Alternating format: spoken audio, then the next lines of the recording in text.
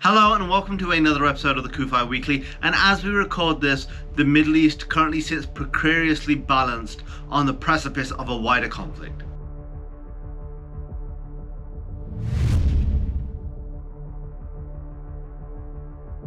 Now, if we read the mainstream media at a glance, it will give you the impression that somehow this conflict has escalated because Israel reportedly assassinated Ismail Haniyeh, the head of Hamas, and Fawad Shukr, who was a senior commander in Hezbollah.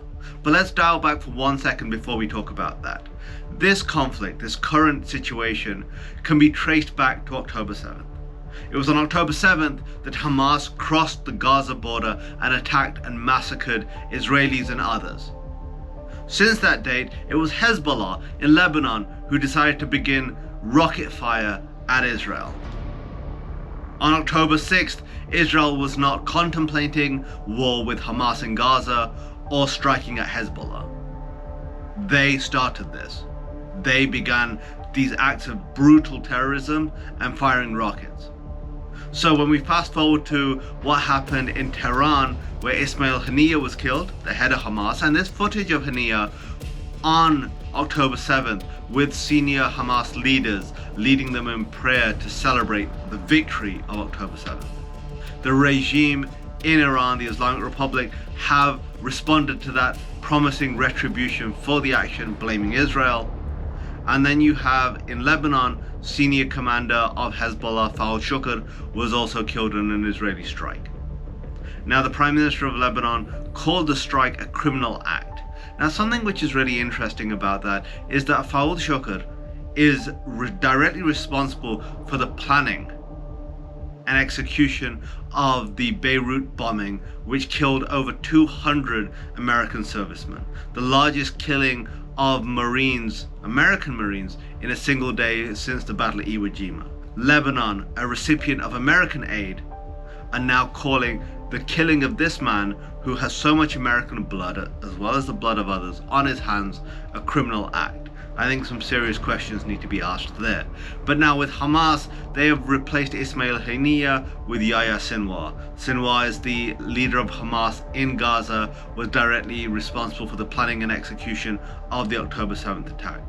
America has sent aircraft carriers to the region to dissuade any sort of response from Iran.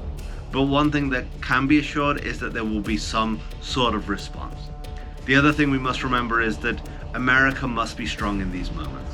American leadership must be strong in these moments. A weak America makes the world a much more dangerous place, and we must show strength.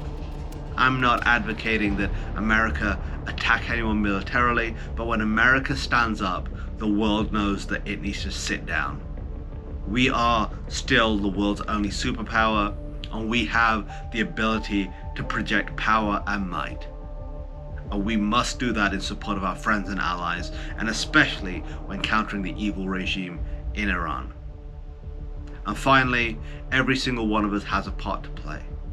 We must remember to speak out and remember to tell the truth, because we see all sorts of lies being told in the media. We were told that Ismail Haniyeh was some sort of moderate. The man who leads Hamas, we were told that he was a moderate. It's insanity. We're being told that this current escalation is because of these two killings. No. It has been months since the worst escalation happened, and that was 10/7, and Hezbollah joined. The fight wasn't on the Lebanese border, it was when Hamas came into Israel from Gaza, yet Hezbollah chose to begin firing rockets at Israel. So we've got to remember to tell that story, to make sure that the truth doesn't get lost in the lies. And finally, be sure to be praying for the safety of Israel, for the security of Israel, for the people of Israel, and for the Israel-America relationship. This is Kasim Hafeez for the CUFI Weekly. For Zion's sake, do not remain silent. Thanks for checking out this episode. Be sure to like and subscribe so you get a notification every time a new episode hits. And if you want to check out some of our previous episodes, and we've got some really good ones, click on one of the thumbnails and that will take you right there. And finally, if you want to know more about CUFI and the work we do, go to cufi.org to check out all the resources we have available free to you.